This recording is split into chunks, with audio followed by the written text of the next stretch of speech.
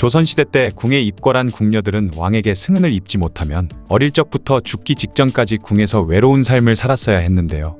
그래서인지 궁에 드나드는 다른 남자들과 연애를 하기도 하고 심지어 같은 궁녀들끼리 동성연애를 하기도 했죠. 그러다 걸리기라도 하면 사형을 면치 못할 만큼 엄격하고 절제된 삶을 살았습니다. 그러면 중국 궁녀들의 삶은 어떠했을까요?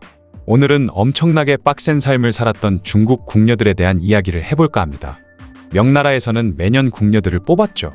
10살쯤 되던 여자아이들을 모아놓고 환관이 그들 중에서 여러 명을 차출했던 것입니다.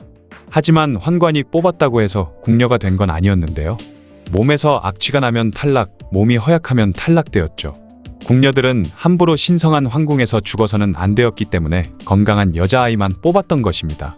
또한 너무 외모가 예쁘게 생겼다면 바로 탈락되었죠. 이 탈락 이유는 좀 의외이긴 한데요. 외모가 아름다우면 황제의 눈에 들어 후궁이 될 수도 있었기 때문인데 만약 후궁이 되어 아들이라도 낳게 된다면 자칫 잘못하면 국내에서 후계자 문제로 피바람이 불 수도 있었기 때문입니다. 또한 황제가 너무 빠져들어 정사에 소홀해질 수도 있고 포사나 하이, 양귀비처럼 경국지색의 미모를 가지고 나라를 멸망케 할 수도 있었기 때문이죠. 거기다가 주위 다른 나라에서도 공려를 받아 궁녀로 들이기도 했습니다. 조선뿐만 아니라 삼국시대, 고려시대 때도 공려를 차출해 계속해서 중국으로 보냈는데 공려로 보내지면 평생 부모, 형제와 헤어져 말도 안 통하는 이역만리 중국 땅에서 온갖 굳은 일을 하면서 살아야 했었죠. 그러다 보니 기혼자는 공려 차출 대상에서 제외되었기 때문에 딸을 어릴 때 결혼을 시켜버리기도 했는데 그런 이유로 10살이 조금 넘으면 시집을 보내버렸다는 설이 있기도 합니다. 또한 몹쓸 병에 걸린 척 하기도 하고 집안 깊숙한 곳에 숨겨놓기도 했으며 더 비극적인 건 차출된 여자들 중 신세를 비관하다 스스로 목숨을 끊는 일도 비일비재했던 것이죠. 어쨌든 모든 과정을 다 통과해서 황궁에 입성을 하게 되면 그 다음부터는 다른 궁녀들에게 교육을 받기 시작했는데요. 조선의 궁녀들은 궁에 들어오면 글도 배우고 국내에서 지켜야 할 예절 등 여러 가지를 배웠던 반면 중국 궁녀들은 기본적인 예절 외엔 딱 자신이 할 일에 대한 것만 배우고 글이든 뭐든 일체 아무것도 가르쳐주지 않았다고 합니다. 심지어 다른 사람들과의 대화 자체도 금지시켜 아무 말도 할 수 없었다고 하죠. 그러다 보니 서로 간의 의사소통은 최소화되었고 그마저도 손뼉을 치면서 했다고 합니다. 궁궐내에서 보고 들은 것은 모두 기밀사항이기도 했기 때문에 이는 곧 나라의 국운과 직결되기도 했었죠. 그 이유로 자신이 본 것이나 들은 것을 함부로 말하지 못하고 쓰지 못하게 하기 위해서 일체의 공부도 시키지 않았고 아예 입을 닫도록 했던 것입니다. 조선에도 이와 비슷한 쥐불이 근려라고 하는 궁녀들만의 행사가 있었는데요. 조선시대 때도 마찬가지로 보고 들은 것을 함부로 발설하지 못하게 하기 위해 밤중에 아직 정식 궁녀가 되지 못한 어린 궁녀들을 불러 모아 밀떡을 동그랗게 만들어 입에 붙인 후 흰 무명천에 고리를 만들어 마스크처럼 씌웠습니다. 그러고 나서 상궁들이나 내관들이 불을 붙인 긴 장대를 휘두르며 어린 궁녀들의 입을 지지는 척하면서 쥐불이 지져 또는 쥐불이 근려라고 소리쳤다고 하죠. 바로 입조심 안 하면 입을 지져버린다는 충격요법을 썼던 것입니다. 생전 처음 당하는 무섭고 황당한 일에 어린 궁녀들은 겁에 질려 울고 불며 난리가 나는데 이때 먼발치에서 구경하던 왕비나 고참 상궁들은 재미있어 하며 웃고 즐겼다고 하죠. 이에 비하면 중국 궁녀들은 입을 여는 것조차 금지시켰으니 조선보다 더 빡센 것 같기도 합니다. 아무튼 중국 궁녀들은 자신이 맡은 임무에 대해서만 교육을 받았는데 너무 엄격하게 시키다 보니 조금만 잘못해도 무서운 처벌을 받았다고 하죠. 또한 팔다리 쭉 펴고 대자로 자는 건 재수없다고 해서 항상 옆으로 누워서 다리를 오므리고 잠을 잤어야 했다고 합니다. 하지만 규율을 어기거나 잘못했을 때 처벌은 굉장히 강력했는데요. 따기를 맞는 건 뭐 귀여운 수준이었고 구타는 기본에 채찍이나 심지어 곤장까지 맞았으며 밥을 안 주고 쫄쫄 굶기는 경우도 있었다고 합니다. 그러다 보니 궁녀들 사이에서는 황제를 모시는 것보다 선배 모시는 게 더 힘들다라고 했을 정도라고 하죠. 그런데 황제를 모시는 게 더 무섭고 힘든 일도 당연히 있었는데요. 명나라 제11대 황제인 가정제는 궁녀들을 너무 가혹하게 다루었다고 하죠. 이를 견디다 못한 궁녀 16명이 가정제를 암살하려고 시도했지만 결국 실패로 돌아갔고 16명의 궁녀들은 모두 처형당하는 사건도 있었습니다.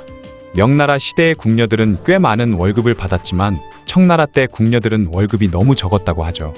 심지어 밥도 적게 주었고 음식의 질도 좋지 않았기 때문에 청나라 궁녀들은 항상 굶주리며 생활했다고 합니다.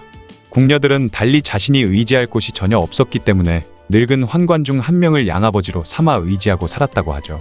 궁녀들은 한번 들어오면 궁 밖으로 외출이 불가능했기 때문에 이 양아버지 환관에게 부탁해 가족들과 연락을 주고받기도 했고, 아주 가끔은 양아버지 환관의 도움을 받아 가족들을 궁궐 내로 데리고 들어와 겨우 만날 수 있었습니다.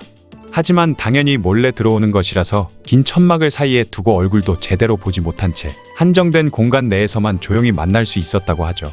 이런 극도로 절제되고 규율에 얽매인 중국 궁녀들은 너무나도 외롭고 힘든 나날의 연속이었습니다.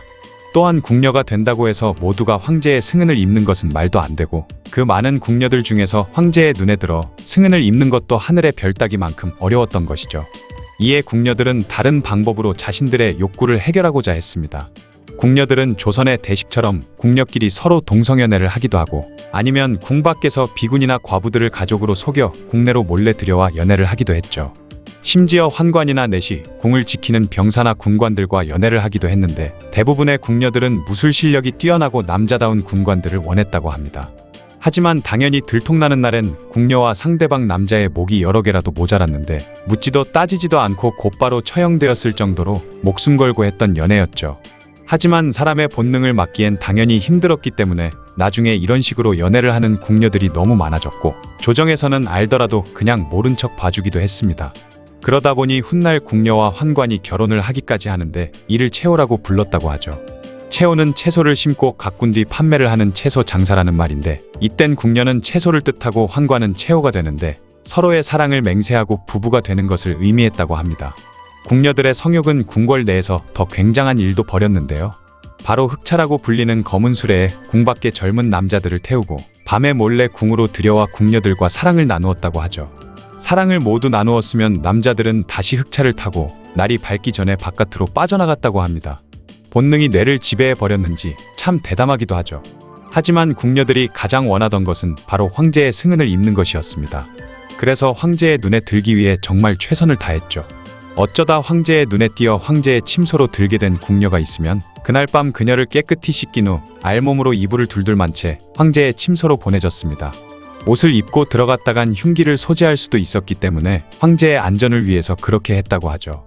그러다 만약 황제의 아이를 임신하게 되면 환관이 황제에게 이 아이를 낳아도 되는지 물었는데요. 이때 만약 황제가 낳지 말라고 하면 그 궁녀는 어떤 방법을 동원해서라도 스스로 유산시켜야 했습니다. 그리고 그 이후부터는 황제와 잠자리를 가질 수도 없었다고 하죠. 하지만 허락이 떨어지면 궁핍한 자신의 가문을 일으킬 정도의 초대박이 난 것이었고, 운이 좋으면 후궁이 될 수도 있었다고 합니다. 하지만 명나라 때 궁녀들은 한번 입궁하게 되면 죽기 직전까지 밖으로 나갈 수는 없었는데요. 심지어 황제가 죽으면 황제와 함께 순장을 당하기도 했죠. 황제와 함께 순장 당하게 된 궁녀들에게는 최후의 만찬을 준비해주고 산채로 황제와 함께 묻힐 것인지 아니면 스스로 목을 메고 난 뒤에 묻힐 것인지 선택을 하게 했는데, 거의 모든 궁녀들은 후자를 택했다고 합니다. 그나마 다행인 건 토목의 변으로 몽골의 포로가 된 적이 있던 정통제가 명나라에 전해지던 몽골 악습을 제거하는 데 심혈을 기울였고 후궁과 궁녀의 순장 풍습을 그때 없애버렸다고 하죠. 그 외에 가끔씩 끔찍한 자연재해가 발생하게 되면 여자의 한 때문에 발생한 것이라고 생각해 궁녀들을 출궁시켜 주기도 했습니다. 명나라 이후 중국 땅에 들어선 나라인 청나라는 그런 명나라의 궁녀들을 불쌍하게 여겨 궁녀들의 나이 제한을 걸어버렸는데, 10세 무렵에 입궁해서 25세까지만 궁녀로서 일을 하고 25세가 되면 퇴사하고 궁 밖으로 나갈 수 있었죠. 이후엔 결혼도 할 수 있었는데 비록 양민의 신분으로 궁녀가 되었지만 나올 때는 황궁에서 일했던 경력 덕분에 신분이 상승했고, 그래서 귀족들과 결혼을 하기도 했다고 합니다. 확실히 조선의 궁녀들보다는 명나라, 청나라 때의 궁녀들이 더 빡세긴 했던 것 같네요. 지금까지 명나라, 청나라의 궁녀들에 대한 이야기였습니다.